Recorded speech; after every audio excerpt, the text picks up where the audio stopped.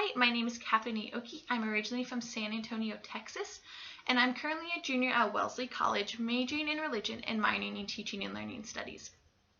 From a young age, I've always known I've wanted to be a teacher. I always played school with my friends and my little sister, and I loved being the teacher, and sometimes I would mix it up and let them teach me, and I'd be the student and sit in the back of the room.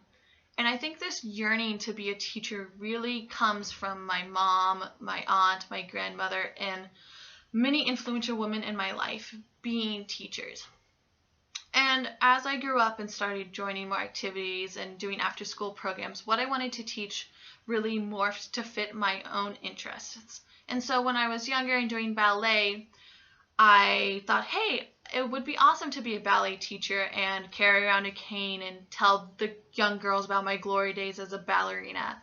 And then when I left ballet to join volleyball, I decided I want to be a gym coach. This seems great. I'll be in shape for the rest of my life. This is where I want to be. But then when I got to high school and had teachers who really cared about me and saw me as more than just a test score to boost the district scores or just another kid in their class, I realized that I wanted to be the person in someone's life that supports them and is there for them in case they don't have that person back at home or in their communities. And the one teacher who really represented this to me the most was my 10th grade world history teacher. She saw me struggling in the class and really took me aside and helped me develop a way of studying and learning that fit who I was and the way I took information. And this was amazing to me because for the majority of my life, I had seen teachers just push kids aside who were struggling in classes. They often told them, you're not good enough, or you need to study harder, it's not that hard of a material, or they would move them down from more rigorous classes to the easier, more basic classes. That way they could have better scores and wouldn't struggle as much.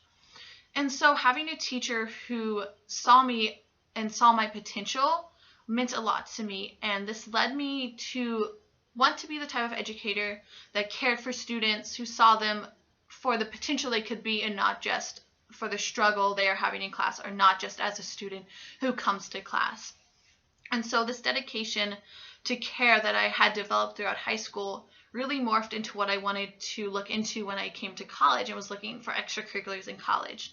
This led me to join Mission Hill, which is an after-school program run through the Phillips Brooks House Association, which is on the Harvard campus. So in conjunction with Harvard and other local colleges, the Mission Hill after-school program goes into Mission Hill, which is an area in Boston, and we work one-on-one with some students of the area, and we work on math and reading and homework and just give them a safe space to be for the afternoon.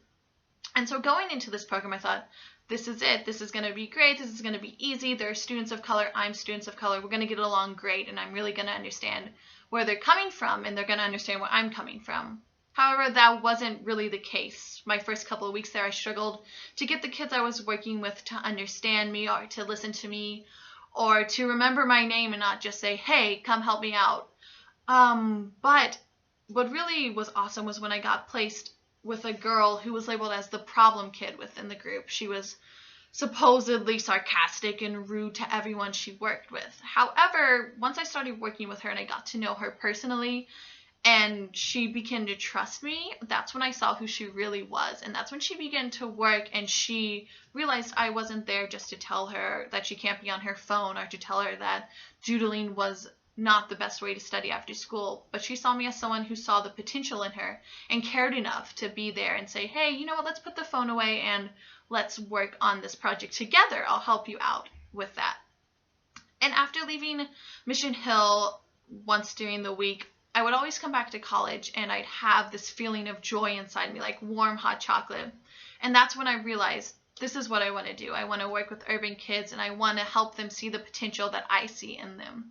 And that's why I would love to work for you this summer in the Uncommon Schools. Thank you.